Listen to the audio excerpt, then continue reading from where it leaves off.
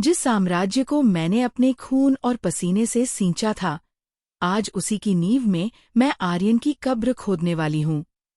मैं आईने के सामने खड़ी थी, अपनी आंखों के नीचे के काले घेरों को कंसीलर से छिपाते हुए। बाहर लिविंग रूम में शैंपेन की बोतलों के खुलने की आवाज और आर्यन के ठहाके गूंज रहे थे। आज उसकी कंपनी एपेक्स टेक को साल का सबसे बड़ा सरकारी कॉन्ट्रैक्ट मिला था। पूरी दुनिया के लिए आर्यन मल्होत्रा एक सेल्फ मेड जीनियस था, एक ऐसा दूरदर्शी जिसने शून्य से शुरुआत की।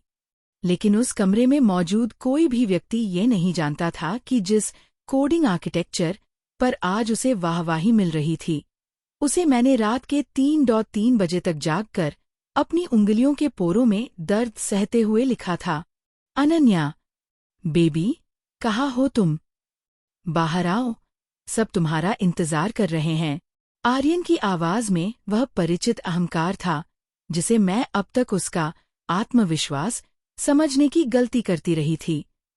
मैंने गहरी सांस ली, चेहरे पर एक फीकी, मासूम मुस्कान सजाई और बाहर निकल गई। बधाई हो, आर्यन, मैंने धीरे से कहा और उसके हाथ में फूलों का गुलदस्ता थमाया। उसने मुझे सरसरी तौर पर देखा, जैसे मैं उसकी शानदार जीत के जश्न में रखा हुआ कोई साधारण सा फर्नीचर हूँ। उसने गुलदस्ता पास की मेज पर पटक दिया। शुक्रिया। वैसे अनन्या, मैंने तुमसे कहा था कि आज ब्लैक ड्रेस पहनना, यह साधारण सा सूट। खैर, छोड़ो। माया, मिलो इससे, ये अनन्या है, मेरी मंगेतर। और अनन्या, ये माया ओबेरॉय है, ओबेरॉय ग्रुप ऑफ इंडस्ट्रीज की उत्तराधिकारी। माया ने मुझे ऊपर से नीचे तक ऐसे देखा जैसे मैं कोई कीड़ा हूँ। ओह, तो ये है तुम्हारी सिंपल अनन्या? वाकई बहुत घरेलू है। मेरे सीने में एक तीखी चुभन हुई। घरेलू? अगर इन लोगों को पता होता कि जिस ओबेरॉय ग्रुप के साथ आर्यन डील करने के लिए गिड़गिड़ा रहा था, उसके बोर्ड ऑफ डायरेक्टर्स मेरे दादाजी के सामने हाथ जोड़कर खड़े रहते हैं, तो शायद इनके चेहरे का रंग उड़ जाता। लेकिन मैं अनन्या सिंघानिया नहीं थी। मैं तो सिर्फ अनन्या थी, एक अनाथ लड़की जिसने अपना सब कुछ उस आदमी पर न्योछावर कर दिया जिससे उसने प्यार किया था। कितनी मूर्ख थी मैंने सोचा। मैंने इसे अपनी बुद्धिमानी दी, अपनी पहचान दी, और इसने बदले में मुझे केवल तिरस्कार दिया। पार्टी चलती रही। मैं कोने में खड़ी होकर देखती रही कि कैसे आर्यन माया के साथ हंसकर बातें कर रहा था। उसके हाथ माया की कमर पर थोड़े ज्यादा ही हक से जमे हुए थे। आर्यन, ये प्रोजेक्ट तो क्रांतिकारी है। तुम्हें यह आइडिया आया कैसे? माया ने चहकते हुए पूछा। आर्यन ने गर्व से अपना सीना फुलाया। बस, रातों की मेहनत है माया। जब आप महानता के लिए बने होते हैं, तो दिमाग अपने आप चलने लगता है। झूठा, मक्कार। वह आइडिया मेरा था, वह एल्गोरिदम मेरा था, और वह रातें मेरी थीं, उसकी नहीं। वह तो उन रातों को क्लबों में नेटवर्किंग के नाम पर शराब पी रहा होता था। तभी मेरा फोन वाइब्रेट हुआ। एक मैसेज था, मेरे वफादार जासूस समीर का। उसने एक फोल्डर भेजा था जिसका शीर्षक था, आर्यन और माया। सच। मैंने कांपते हाथों से फोल्डर खोला। उसमें तस्वीरें थीं, होटल के कमरों की, पेरिस की गलियों की, जहां उसने मुझसे कहा था कि वह बिजनेस ट्रिप पर है, और कुछ वॉइस रिकॉर्डिंग्स। मैंने एक रिकॉर्डिंग प्ले की और कान के पास फोन लगाया। बैकग्राउंड में पार्टी का शोर था, इसलिए मैंने बाथरूम की ओर कदम बढ़ाए। आर्यन की आवाज गूंजी। चिंता मत करो माया, अनन्या बस एक मोहरा है। मुझे उसकी कोडिंग स्किल्स और उस लकी चार्म टैग की जरूरत थी जब तक ये डील साइन नहीं हो जाती। शादी? पागल हो क्या? जैसे ही मैं सिंघानिया प्रोजेक्ट्स में घुसूंगा, मैं उसे एक पुराना लैपटॉप समझकर कचरे में फेंक दूंगा। वह मेरे स्टैंडर्ड की नहीं है। बाथरूम का ठंडा संगमरमर मेरे हाथों के नीचे था, लेकिन मेरे अंदर आग जल रही थी। मेरी आंखों से आंसू नहीं निकले। नहीं, आंसू कमजोरों के लिए होते हैं। मेरे अंदर कुछ टूट गया था, वह कच्चा धागा जो मुझे एक साधारण औरत बनाए हुए था। मैंने आईने में खुद को देखा। मेरी आंखों में वह चमक वापस आ गई थी जिसे मैंने 3 साल पहले दबा दिया था। तो मैं तुम्हारे स्टैंडर्ड की नहीं हूँ, आर्यन, मैंने फुसफुसाते हुए कहा। तुमने सही कहा, मैं तुम्हारे स्टैंडर्ड से बहुत ऊपर हूँ। मैंने अपना फोन निकाला और एक नंबर डायल किया। ये वह नंबर था जिसे मैंने सालों से ब्लॉक करके रखा था। दूसरी तरफ से एक भारी, बुजुर्ग आवाज आई। हेलो दादाजी। मेरी आवाज स्थिर और ठंडी थी। मुझे घर वापस आना है, लेकिन अकेले नहीं। मुझे सिंघानिया एम्पायर की पूरी लीगल टीम और साइबर सिक्योरिटी विंग की जरूरत है। उधर सन्नाटा छा गया। फिर एक गहरी सांस सुनाई दी। अनन्या, मेरी बच्ची, क्या वह समय आ गया है? हाँ, मैंने पार्टी की ओर देखा जहां आर्यन अब माया को चूमने की कोशिश कर रहा था। मैंने उसे बनाया है, दादाजी। अब मैं उसे तबाह करूंगी। मैं चाहती हूं कि कल सुबह तक आर्यन मल्होत्रा के पास जो कुछ भी है, उसकी कंपनी, उसका घर, उसकी साख, सब कुछ कागजों पर मेरा हो जाए। उसे पता भी नहीं चलना चाहिए कि प्रहार कहाँ से हुआ है। जो तुम चाहो, मेरी रानी, दादाजी ने गर्व से कहा। मैंने फोन काटा और बाहर वापस आई। पार्टी अब अपने शबाब पर थी। आर्यन मेरे पास आया, उसके मुंह से महंगी स्कॉच की महक आ रही थी। कहाँ मर गई थी? जाओ, मेरे और माया के लिए कुछ और ड्रिंक्स लेकर आओ। और सुनो, वेटर की तरह मत चलना, थोड़ा सलीके से पेश आओ, उसने मेरे कंधे पर हाथ मारते हुए कहा। मैंने उसकी आंखों में देखा। वह नफरत नहीं थी, वह दया थी। उस इंसान के लिए दया जो अपनी मौत के वारंट पर खुद मुस्कुराते हुए दस्तखत कर रहा था। बिल्कुल, आर्यन, मैंने मुस्कुराते हुए कहा। तुम्हें जो चाहिए, वही मिलेगा। आज की रात तुम्हारे लिए बहुत यादगार होने वाली है। उसने मुझे अनदेखा कर दिया और माया की ओर मुड़ गया। उसे अंदाजा भी नहीं था कि जिस घरेलू लड़की को वह कचरा समझ रहा था, उसने अभी उसके अंत की पटकथा लिख दी थी। कल सुबह जब सूरज उगेगा, तो आर्यन मल्होत्रा के पास न तो एपेक्स टेक होगी, नहीं वह रसूख। और मैं अपनी असली पहचान में वापस लौटूंगी। सिंघानिया एम्पायर की वारिस लौट रही थी, और वह अपना कर्ज सूद समेत वसूलना जानती थी। खेल अब शुरू हुआ था। सूरज की पहली किरण अभी खिड़की से छनकर अंदर आई ही थी कि मेरे फोन की स्क्रीन जल उठी। समीर का मैसेज था। काम शुरू हो गया है, मैम। पहले वार के लिए तैयार रहें। मैंने बगल में सोए हुए आर्यन को देखा। वह बेफिक्र होकर सो रहा था। उसके चेहरे पर अभी भी कल की जीत की वह घमंडी मुस्कान थी। उसे अंदाजा भी नहीं था कि जिस बिस्तर पर वह लेटा है, उसकी चादर से लेकर उस छत के पंखे तक का मालिकाना हक अगले चंद घंटों में उसके हाथ से फिसलने वाला है। मैं चुपचाप उठी, एक शानदार सिल्क का ट्राउजर और ब्लेजर पहना। आज से मेरा साधारण कुर्ता डॉट कमीज का दौर खत्म हो चुका था। मैंने अपनी आंखों में काजल लगाया, जो अब किसी हथियार की तरह पैना लग रहा था। किचन में कॉफी मशीन की आवाज सुनकर आर्यन की आंख खुली। वह लड़खड़ाते हुए बाहर आया। अनन्या, इतनी जल्दी तैयार? और ये कपड़े, कहीं इंटरव्यू पर जा रही हो क्या? उसने उपहास उड़ाते हुए पूछा। मैंने अपनी कॉफी का घूंट भरा और शांति से कहा, नहीं आर्यन, आज मैं अपना बकाया वसूलने जा रही हूँ। उसने ठहाका लगाया। बकाया? अच्छा, वो पिछले महीने के बिजली के बिल की बात कर रही हो। छोड़ो ये सब, आज दोपहर को ओबेरॉय ग्रुप के साथ मेरा फाइनल एग्रीमेंट साइन होना है। उसके बाद तुम जितना चाहो उतना शॉपिंग कर लेना। तभी उसका फोन बजा। उसके चेहरे की हंसी अचानक गायब हो गई। क्या मतलब है? फंड्स फ्रीज हो गए हैं? कल ही तो कॉन्ट्रैक्ट मिला है, वह चिल्लाया। मैं बस उसे देख रही थी। ये तो बस शुरुआत थी। मैंने एपेक्स टेक के बैंक खातों में एक ऐसा डिजिटल लूप सेट कर दिया था जो हर ट्रांजैक्शन को संदिग्ध, सस्पिशियस घोषित कर रहा था। यह कोड मेरा था, इसे सुलझाने की औकात आर्यन की नहीं थी। क्या हुआ आर्यन?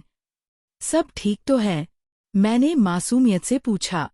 पता नहीं क्या बकवास है। बैंक वाले कह रहे हैं कि हमारे मुख्य इन्वेस्टर ने अपना हाथ खींच लिया है। मुझे ऑफिस निकलना होगा। वह घबराहट में अपने जूते पहनने लगा। जैसे ही वह दरवाजे की तरफ बढ़ा, दरवाजे की घंटी बजी। बाहर 2 आदमी सूट में खड़े थे। मिस्टर आर्यन मल्होत्रा, हम सिन्हानिया लीगल फर्म से हैं। हमें इस प्रॉपर्टी को खाली कराने के आदेश मिले हैं। आर्यन का चेहरा सफेद पड़ गया। पागल हो गए हो? ये घर मेरा है। वकील ने कागजात आगे बढ़ाए। रिकॉर्ड्स के मुताबिक ये घर एक गुमनाम ट्रस्ट के नाम पर था, जिसकी मुख्य ट्रस्टी अनन्या जी हैं। उन्होंने अपना समर्थन वापस ले लिया है। आर्यन ने झटके से मेरी तरफ देखा। उसकी आंखों में धर्म और गुस्सा था। अनन्या, ये क्या मजाक है? तुमने ये सब कब किया? मैंने उसकी आंखों में आंखें डालकर कहा, जिस दिन तुमने माया से कहा था कि मैं तुम्हारे स्टैंडर्ड की नहीं हूं, उसी दिन मैंने तुम्हारा स्टैंडर्ड तय कर दिया था। आर्यन, इस घर की चाबियां मेज पर छोड़ दो। अब तुम यहाँ एक किराएदार भी नहीं रह सकते। आर्यन मुझे धक्का देकर आगे बढ़ने वाला था कि तभी मेरे 2 अंगरक्षक, बॉडीगार्ड्स, लिफ्ट से बाहर आए। उनकी मौजूदगी ने आर्यन के कदम रोक दिए। ऑफिस जाओ आर्यन, मैंने ठंडे स्वर में कहा। वहां तुम्हारा एक और सरप्राइज इंतजार कर रहा है। वह कुछ बोलना चाहता था, लेकिन उसके शब्द गले में ही फंस गए। वह बिना कुछ कहे गुस्से में पैर पटकते हुए बाहर निकल गया। उसे अभी भी लग रहा था कि वो ऑफिस जाकर सब ठीक कर लेगा। उसे नहीं पता था कि एपेक्स टेक का सर्वर अब मेरी उंगलियों के इशारे पर नाच रहा है। मैंने अपनी कॉफी खत्म की और समीर को फोन लगाया। समीर, आर्यन ऑफिस के लिए निकल चुका है। फेज.2 एक्टिवेट करो। मैं चाहती हूं कि जब वह अपनी कुर्सी पर बैठे तो वह कुर्सी उसकी न रहे। आज अनन्या सिन्हानिया ने अपना पहला मोहरा चल दिया था। शह और मात का खेल अब अपने चरम पर था। जब मैं एपेक्स टेक के मुख्यालय पहुंची तो वहां का माहौल किसी युद्ध क्षेत्र जैसा था। कर्मचारी इधर-उधर भाग रहे थे। सर्वर रूम से तकनीकी खराबी के अलार्म गूंज रहे थे और आर्यन अपने केबिन के बाहर खड़ा चिल्ला रहा था। क्या मतलब है कि पासवर्ड बदल दिया गया है? मैंने कल रात खुद इसे सेट किया था। आर्यन का गला बैठ गया था। मैं बड़े इत्मीनान से उसके पीछे जाकर खड़ी हो गई। शायद तुमने गलत पासवर्ड डाला हो, आर्यन। कभी हम अपनी औकात से ज्यादा बड़े शब्दों का इस्तेमाल कर लेते हैं, जिन्हें याद रखना मुश्किल होता है। आर्यन ने झटके से पीछे मुड़कर देखा। उसकी आंखों में खून उतर आया था। तुम यहाँ क्या कर रही हो अनन्या? घर पर जो तमाशा किया वो काफी नहीं था। और ये क्या पहना है तुमने? यहाँ से दफा हो जाओ। मुझे अपना सिस्टम ठीक करना है। मैंने एक हल्की मुस्कान के साथ अपने कोट के बटन ठीक किए। सिस्टम ठीक नहीं होगा, आर्यन, क्योंकि जिस कोड पर तुम्हारी ये पूरी कंपनी टिकी है, उसका लाइसेंस आज सुबह ठीक 9 बजे एक्सपायर हो चुका है। और जानते हो उस कोड का असली मालिक कौन है? उसने कीबोर्ड पर पागलों की तरह उंगलियां चलाईं। स्क्रीन पर लाल अक्षरों में एक मैसेज फ्लैश हुआ, access denied. Property of Singhania empire. Aryan के हाथ कांपने लगे। सिन्हानिया, तुम्हारा उनसे क्या लेना देना? लेना देना बहुत गहरा है, मैंने उसके कान के पास झुककर फुसफुसाया। जिसे तुम 3 साल से अपनी पर्सनल असिस्टेंट और कोडिंग मशीन समझ रहे थे, वो दरअसल उस साम्राज्य की वारिस है जिसे खरीदने की तुम ख्वाब में भी हिम्मत नहीं कर सकते। तभी लिफ्ट का दरवाजा खुला और माया ओबेरॉय अपनी टीम के साथ अंदर दाखिल हुई। आर्यन उसे देखते ही उसकी ओर लपका, जैसे डूबते को तिनके का सहारा। माया, शुक्र है तुम आ गई। देखो, अनन्या पागल हो गई है। यह कुछ लीगल पेपर्स का दावा कर रही है। तुम ओबेरॉय ग्रुप के वकीलों को बुलाओ। हमें इस डील को अभी सील करना होगा। माया ने आर्यन का हाथ झटक दिया। उसने मुझे देखा और फिर एक औपचारिक सिर झुकाकर अभिवादन किया। मिस सिंघानिया, आपसे यहाँ मिलने की उम्मीद नहीं थी। मुझे सुबह ही आपके ऑफिस से संदेश मिला कि एपेक्स टेकअब एक विवादित संपत्ति है। आर्यन हक्का डॉट बक्का रह गया। मिस सिंघानिया, माया, ये तुम क्या कह रही हो? ये अनन्या है। माया ने आर्यन की ओर हिकारत से देखा। आर्यन, ओबेरॉय ग्रुप केवल उन लोगों के साथ काम करता है जिनके पास अपनी बौद्धिक संपदा, इंटेलेक्चुअल प्रॉपर्टी हो। अगर इस कंपनी का हर पेटेंट अनन्या सिंघानिया के नाम पर है, तो तुम हमारे लिए एक मामूली धोखेबाज से ज्यादा कुछ नहीं हो। धोखा? इसने मुझे धोखा दिया है, आर्यन चिल्लाया। नहीं आर्यन, मैंने बीच में टोकते हुए कहा। मैंने सिर्फ अपना हाथ पीछे खींचा है। तुमने अपनी इमारत एक ऐसी जमीन पर बनाई थी जो कभी तुम्हारी थी ही नहीं।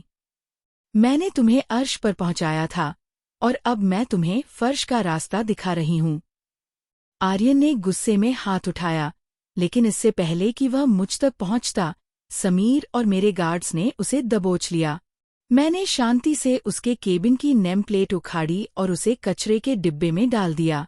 आज से इस ऑफिस का ताला बदलेगा, और तुम्हारी साख का भी। माया, अगर तुम्हें एपेक्स के एल्गोरिदम में दिलचस्पी है, तो कल मेरी सेक्रेटरी से अपॉइंटमेंट ले लेना। अभी के लिए मिस्टर मल्होत्रा को बाहर का रास्ता दिखाओ। आर्यन को सुरक्षाकर्मी घसीटते हुए बाहर ले जा रहे थे। वह चिल्ला रहा था, धमकियां दे रहा था, लेकिन उसकी आवाज अब एम्पायर के गलियारों में दब चुकी थी। मैंने अपनी कुर्सी पर बैठकर गहरी सांस ली। यह तो बस उसकी संपत्ति और काम का अंत था। उसकी आत्मा को तोड़ना तो अभी बाकी था। समीर, मैंने कहा, अगला कदम। माया ओबेरॉय को वह फाइल्स भेज दो जो आर्यन ने उसके पिता के खिलाफ इकट्ठा की थीं। मैं चाहती हूं कि उसके पास छिपने के लिए कोई कोना न बचे। आर्यन को ऑफिस से किसी अपराधी की तरह बाहर निकाला गया था। सड़क पर खड़ा वह हाँफ रहा था। उसका महंगा सूट पसीने से भीग चुका था। उसने अपनी जेब से फोन निकाला और माया को कॉल करने लगा, लेकिन हर बार एक ही मशीनी आवाज आती। जिस नंबर से आप संपर्क करना चाहते हैं, उसने आपकी कॉल को ब्लॉक कर दिया है। उसे लगा कि शायद माया दबाव में है। वह टैक्सी पकड़कर सीधे ओबेरॉय मेंशन्स पहुंचा। उसे यकीन था कि अगर वह एक बार माया के पिता मिस्टर ओबेरॉय से मिल लेगा, तो वह सब संभाल लेगा।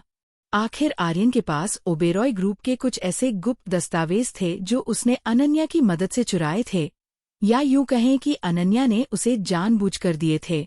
जैसे ही वह गेट पर पहुंचा, गार्ड्स ने उसे रोक दिया। मिस्टर मल्होत्रा, आपको अंदर आने की इजाजत नहीं है। तुम्हारी हिम्मत कैसे हुई? मैं माया का मंगेतर हूं, आर्यन चिल्लाया। तभी अंदर से माया बाहर आई, लेकिन उसके पीछे उसके पिता और उनके सुरक्षाकर्मी भी थे।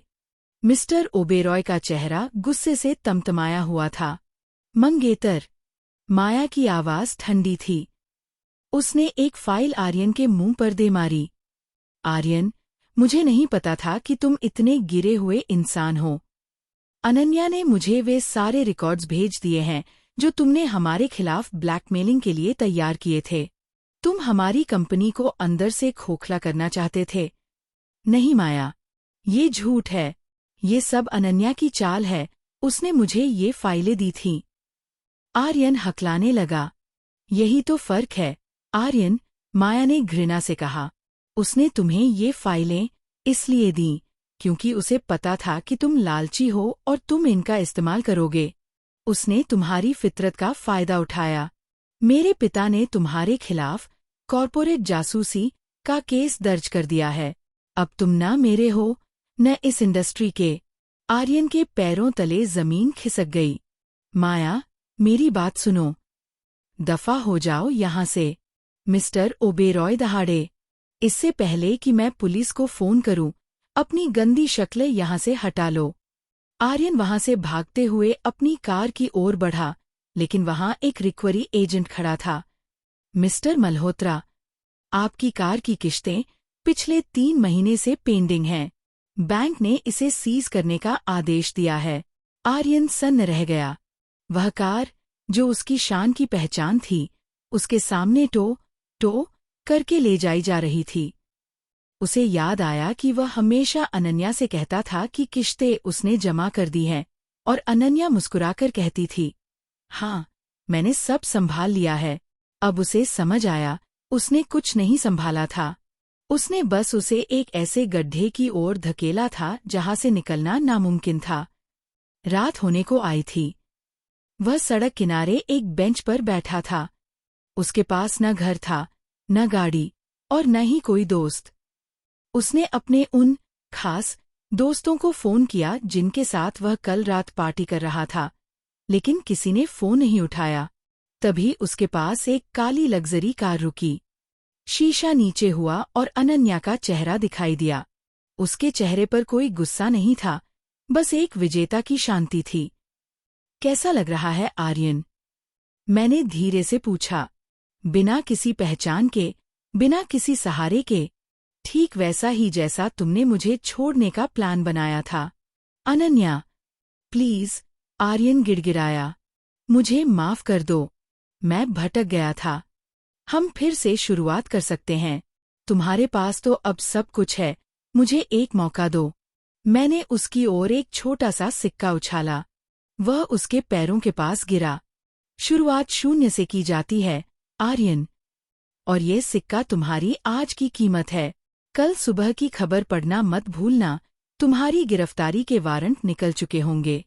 मैंने शीशा ऊपर किया और ड्राइवर को आगे बढ़ने का इशारा किया।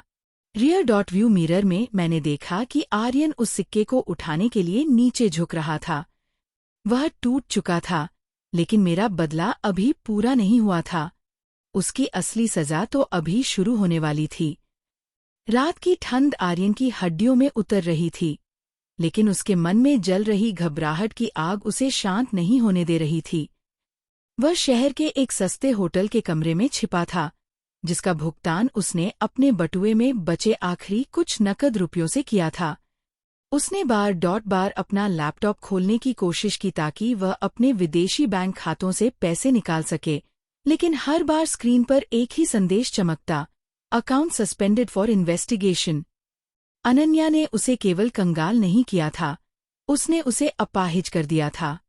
सुबह के 6 बज रहे थे जब होटल के कमरे का दरवाजा किसी ने जोर से लात मारकर खोला। आर्यन हड़बड़ाकर उठा। सामने पुलिस की एक टुकड़ी खड़ी थी, और उनके साथ खड़ा था समीर, जो अब सूट बूट में एक पेशेवर अधिकारी की तरह लग रहा था। आर्यन मल्होत्रा, आपको धोखाधड़ी, मनी लॉन्ड्रिंग और कॉर्पोरेट जासूसी के आरोप में गिरफ्तार किया जाता है, इंस्पेक्टर ने कड़क आवाज में कहा। ये झूठ है, मुझे फंसाया जा रहा है, आर्यन चिल्लाया, लेकिन उसकी आवाज में अब वह पुराना दम नहीं था। फंसाया नहीं गया है आर्यन, बस बेनकाब किया गया है, समीर ने ठंडे स्वर में कहा। तुमने जिन शेल कंपनियों के जरिए पैसा घुमाया था, उन सब के डिजिटल सिग्नेचर तुम्हारे लैपटॉप से मैच होते हैं, और वो कोडिंग जिसे तुम अपना कहते थे, उसका हर एक पन्ना अनन्या मैम के नाम पर रजिस्टर्ड है। आर्यन को हथकड़ी पहनाकर बाहर लाया गया। जैसे ही वह होटल के नीचे पहुंचा, वहां मीडिया का हुजूम उमड़ पड़ा। कैमरे की फ्लैशलाइट्स उसकी आंखों को चुभ रही थी। कल तक जो मीडिया उसे अगला स्टीव जॉब्स कह रहा था, आज वही उसे टेक जगत का सबसे बड़ा जालसाज बता रहा था। भीड़ के पीछे अपनी रोल्स रॉयस की खिड़की से मैं ये सब देख रही थी। मैंने अपनी उंगलियों से एक छोटा सा रिमोट दबाया और पास की एक विशाल डिजिटल स्क्रीन पर एक वीडियो चलने लगा। यह वही रिकॉर्डिंग थी जिसमें आर्यन माया से कह रहा था कि अनन्या उसके लिए कचरा है। पूरी दुनिया ने देखा कि जिस आदमी को वे एक विजनरी समझ रहे थे, वह असल में एक एहसान फरामोश और लालची इंसान था। अनन्या, अनन्या, देखो मैं बर्बाद हो गया। क्या तुम्हें अब सुकून मिला? आर्यन पुलिस की जीप में बैठने से पहले मेरी कार की तरफ देखकर चीखा। मैंने कार का दरवाजा खोला और बाहर निकली। सन्नाटा छा गया। लोग पहली बार अनन्या सिंघानिया को देख रहे थे, शक्तिशाली, अडिग और अजेय। मैंने उसके पास जाकर बहुत शांति से कहा, सुकून? नहीं आर्यन, सुकून तो तब मिलेगा जब तुम उस जेल की कोठरी में बैठकर हर उस रात का हिसाब करोगे जब मैंने तुम्हारे सपनों के लिए अपनी नींद कुर्बान की थी। तुम कहते थे न कि मैं तुम्हारे स्टेटस के लायक नहीं हूं। आज देखो, तुम्हारा स्टेटस एक अपराधी का है और मेरा एक साम्राज्य की स्वामिनी का। मैंने पुलिस अधिकारी की ओर देखा। इसे ले जाइए और सुनिश्चित कीजिए कि इसे बेहतरीन कानूनी सहायता मिले ताकि इसे लंबी से लंबी सजा हो सके। जीप चली गई। धूल उड़ी और शोर धीरे शांत हो गया। मैम, अब अगला कदम? समीर ने पास आकर पूछा। अब, मैंने अपने चश्मे को ठीक करते हुए कहा, हमें उन लोगों की सफाई करनी है जिन्होंने आर्यन का साथ दिया था। शुरुआत माया ओबेरॉय के उन वकीलों से होगी जिन्होंने मेरी फाइल्स चोरी करने की कोशिश की थी। सिंहानिया एम्पायर अब किसी को नहीं बख्शेगा। आर्यन मल्होत्रा की कहानी खत्म हो चुकी थी, लेकिन अनन्या सिंहानिया का उदय अभी बस शुरू हुआ था। आर्यन अब जेल की सलाखों के पीछे था, लेकिन मेरा अगला निशाना वह मोहरा था जिसने उसे उकसाया था, माया ओबेरॉय। माया को लगा था कि आर्यन को बीच राह छोड़कर वह अपनी साख बचा लेगी, पर उसे अंदाजा नहीं था कि सिंहानिया एम्पायर में माफी शब्द के लिए कोई जगह नहीं है। मैं ओबेरॉय ग्रुप के हेडक्वार्टर पहुंची।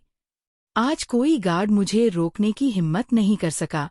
जब मैं कॉन्फ्रेंस रूम के अंदर दाखिल हुई तो माया और उसके पिता मिस्टर ओबेरॉय अपने वकीलों के साथ किसी गंभीर चर्चा में डूबे थे।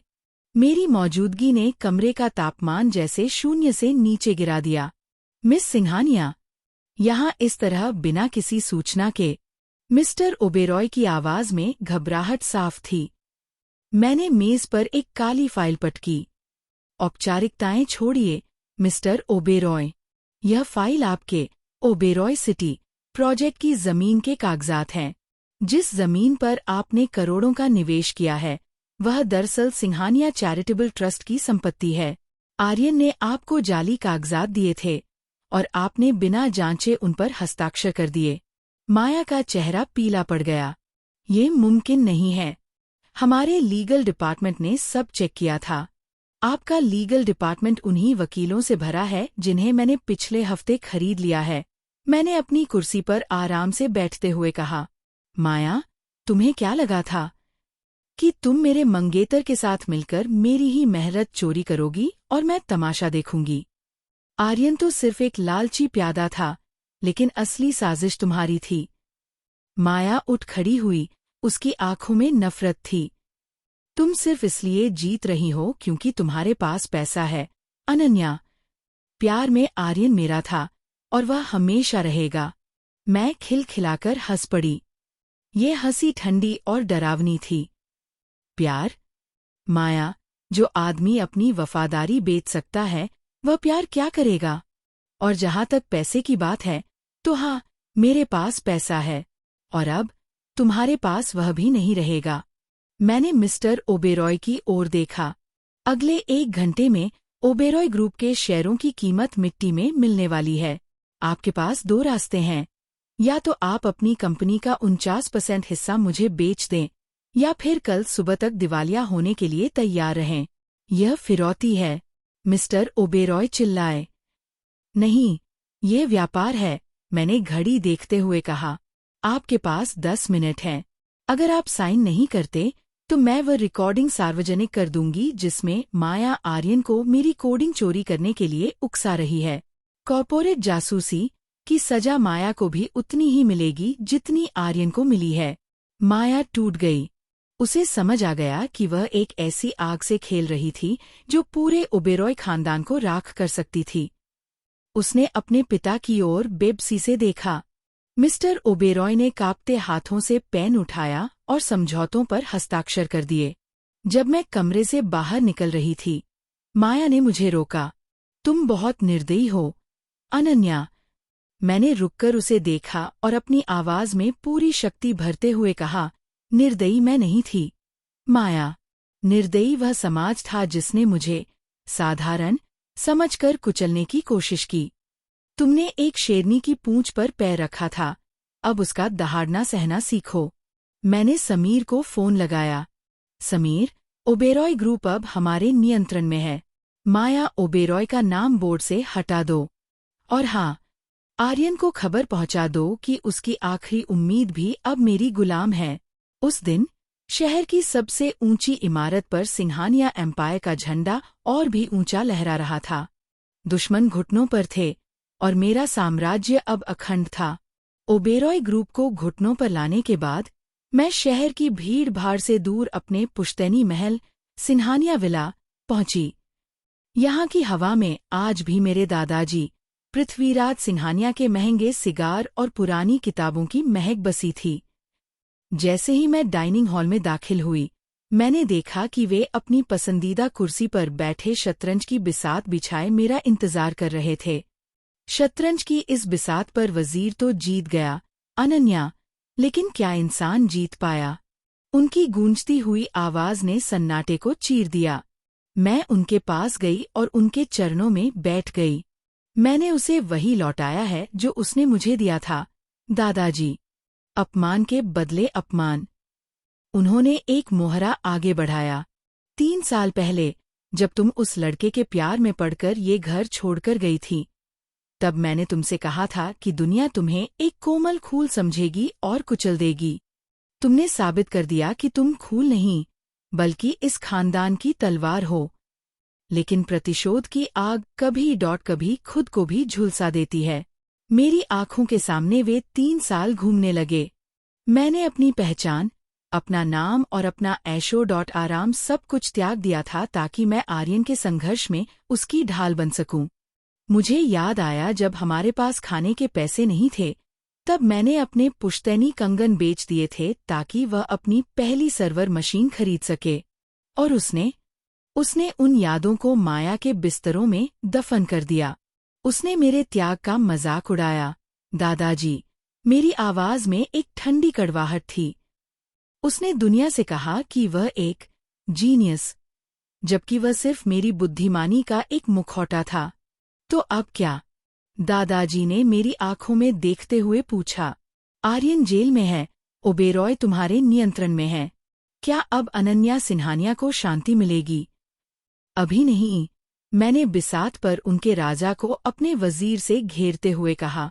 अभी तो मुझे उस मुखौटे को पूरी तरह जलाना है।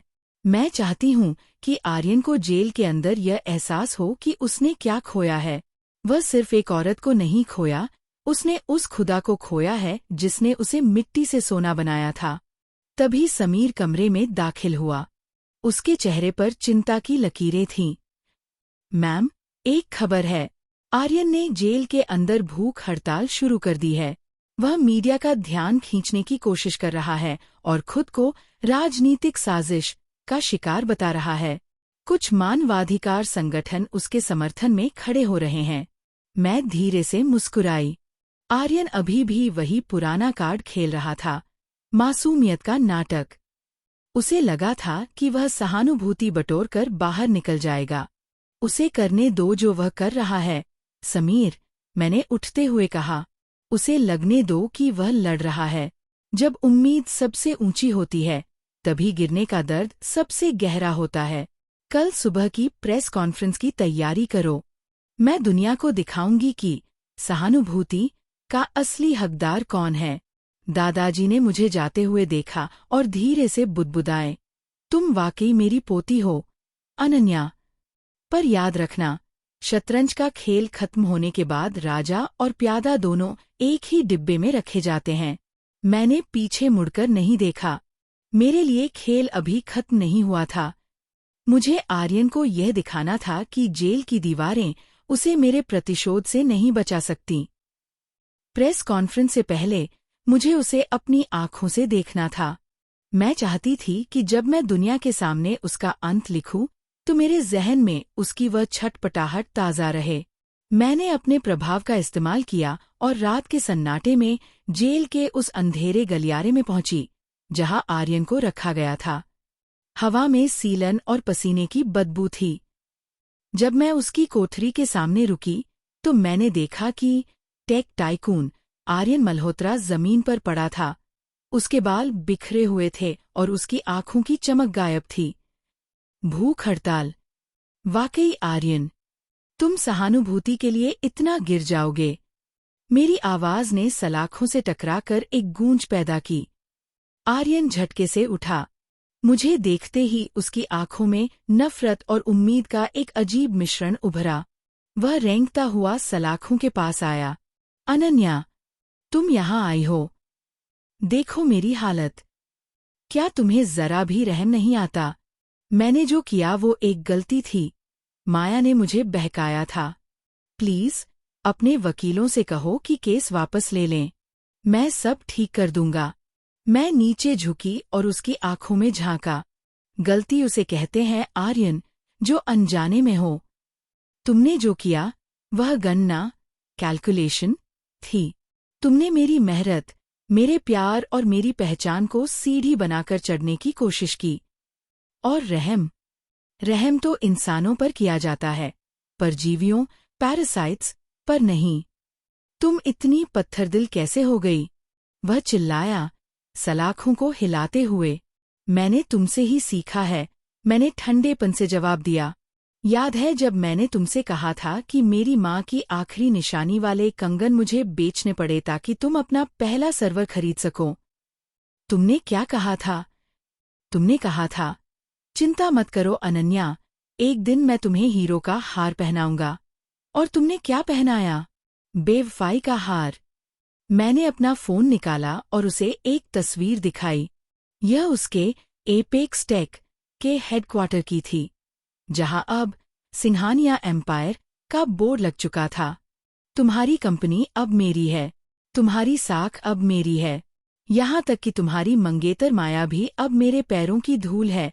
मैंने कहा, कल सुबह मैं एक ऐसी प्रेस कॉन्फ्रेंस करने वाली हूँ जिसमें तुम्हारी उन सभी रिकॉर्डिंग्स को सार्वजनिक किया जाएगा जो तुमने अलग लड़कियों के साथ की थीं, ताकि तुम उनके पिता के बिजनेस तक पहुंच सको।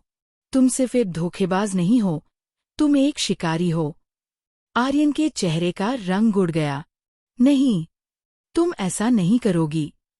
मेरी इज्जत मिट्टी में मिल जाएगी। इज्जत? वह तो तुमने उसी दिन बेच दी थी जब तुमने माया को चूमते हुए मेरा मजाक उड़ाया था। मैंने खड़े होते हुए कहा, अब तुम इस कोठरी में बैठकर अपनी भूख हड़ताल जारी रखो, क्योंकि जब तक तुम बाहर निकलने का सपना देखोगे तब तक मैं बाहर की दुनिया में तुम्हारा नाम और निशान मिटा चुकी हूंगी। अनन्या, लौट आओ, मुझे बचा लो। वह पीछे से चिल्लाता रहा, लेकिन मैं मुड़कर नहीं देखी। जेल के भारी लोहे के दरवाजे जब मेरे पीछे बंद हुए तो मुझे पहली बार एक अजीब सी आज़ादी का एहसास हुआ। अनन्या का वह हिस्सा जो आर्यन से प्यार करता था, आज उस कोठरी में मर चुका था। अब सिर्फ अनन्या सिंघानिया बची थी।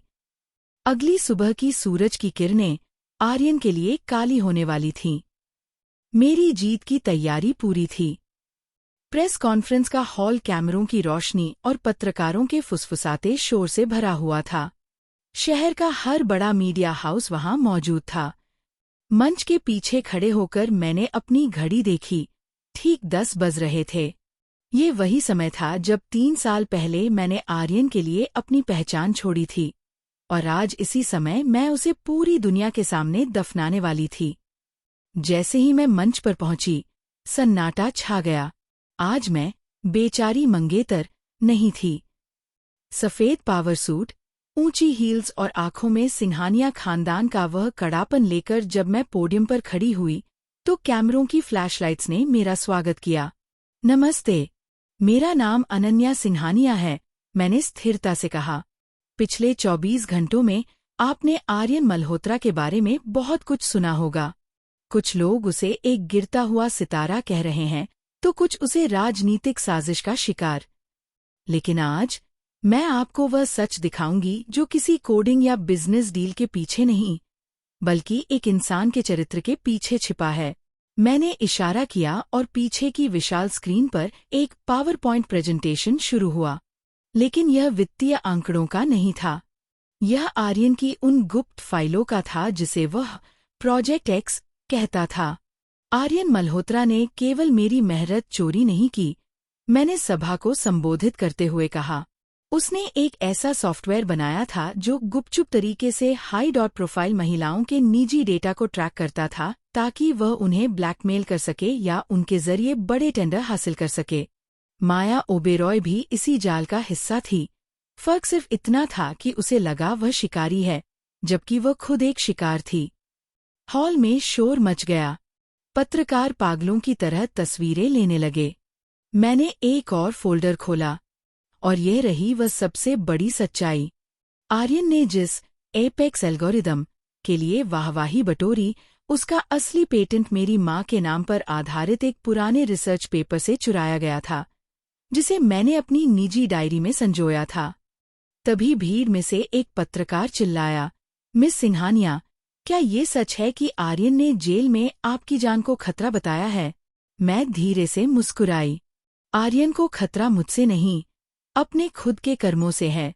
और जहां तक सुरक्षा की बात है, मैंने अपनी लीगल टीम को आगे आने का इशारा किया। आज सुबह ही मैंने आर्यन मल्होत्रा के खिलाफ 500 करोड़ रुपए का मानहानि का दावा और क्रिमिनल ब्रीच ऑफ ट्रस्ट के तहत एक नया मामला दर्ज कराया है। वह अब कभी भी किसी भी टेक कंपनी का हिस्सा नहीं बन पाएगा। उसकी साख, उसकी डिग्री और उसका भविष्य, सब कुछ आधिकारिक तौर पर ब्लैकलिस्ट कर दिया गया है। प्रेस कॉन्फ्रेंस खत्म होते आर्यन का बचा कुचा समर्थन भी राख हो चुका था। जो मानवाधिकार संगठन उसके पक्ष में बोल रहे थे, वे अब अपने बयान वापस ले रहे थे। वह अब केवल एक अपराधी नहीं, बल्कि एक सामाजिक कलंक बन चुका था। जब मैं हॉल से बाहर निकल रही थी, समीर मेरे पास आया। मैम, आर्यन ने जेल में ये खबर सुनी। उसने अपना सिर दीवार पर दे मारा है। वह पागलों की तरह आपका नाम चिल्ला रहा है। उसे चिल्लाने दो समीर, मैंने अपनी कार में बैठते हुए कहा। उसे अब अपनी आवाज ही सुनाई देगी। उसे पता चलना चाहिए कि जब आप किसी की आत्मा को कुचलते हैं, तो वह लौटकर आपके पूरे अस्तित्व को मिटा देती है। अब हमारा रुख ओबेरॉय ग्रुप की पूरी नीलामी की तरफ होगा। मैं चाहती हूँ कि कल शाम तक उनकी मुख्य इमारत पर सिंघानिया का नाम हो। कार आगे बढ़ गई। मैंने खिड़की से बाहर देखा। शहर की चमकती रोशनी अब मुझे डरा नहीं रही थी। मैं अब किसी के पीछे खड़ी रहने वाली परछाई नहीं थी। मैं खुद एक सूरज थी, जो अब अस्त होने से इनकार कर चुका था। आर्यन के मलबे पर मेरा साम्राज्य खड़ा हो चुका था, लेकिन प्रतिशोध की इस शतरंज में एक मोहरा अभी भी बाकी था, माया ओबेरॉय। माया को लगा था कि 49% शेयर खोने के बाद भी वह बोर्ड में रहकर मेरे खिलाफ साजिशें कर पाएगी। उसे भ्रम था कि उसके ओबेरॉय सरनेम की चमक मेरी शक्ति को फीका कर देगी। मैंने ओबेरॉय ग्रुप की बोर्ड मीटिंग बुलाई थी। जब मैं उस आलीशान कमरे में दाखिल हुई, तो माया मुख्य कुर्सी पर बैठी थी। उसके चेहरे पर वही पुरानी कृत्रिम मुस्कान थी। देर से आने के लिए माफी, अनन्या, लेकिन इस कंपनी में फैसले अभी भी ओबेरॉय लेते हैं, माया ने अपनी कॉफी का घूंट भरते हुए कहा। मैंने उसकी बात का कोई जवाब नहीं दिया। मैंने समीर की ओर इशारा किया, जिसने बोर्ड के सदस्यों के सामने एक फाइल रखी। फैसले अब ओबेरॉय नहीं, मेजॉरिटी शेयरहोल्डर लेते हैं। और पिछले 1 घंटे में मैंने खुले बाजार से ओबेरॉय ग्रुप के अन्य 5% शेयर भी खरीद लिए हैं। माया, अब तुम इस कंपनी की मालकिन नहीं, बल्कि एक मामूली हिस्सेदार हो जिसके पास वोटिंग की भी ताकत नहीं बची। माया के हाथ से कप छूटते बचा। यह नामुमकिन है। डैड कभी अपने शेयर नहीं बेचेंगे। तुम्हारे डैड ने नहीं बेचे, माया, मैंने उसकी आंखों में झांकते हुए कहा। उन छोटे निवेशकों ने बेचे हैं जिन्हें तुम्हारी फिजूल खर्ची और आर्यन के साथ तुम्हारे स्कैंडल ने डरा दिया था। लेकिन असल खबर यह नहीं है। असल खबर तुम्हारे पर्सनल एक्सपेंस अकाउंट की है। मैंने स्क्रीन पर कुछ बैंक स्टेटमेंट्स फ्लैश किए। पिछले 2 सालों में तुमने कंपनी के फंड से आर्यन की विदेशी यात्राओं और उस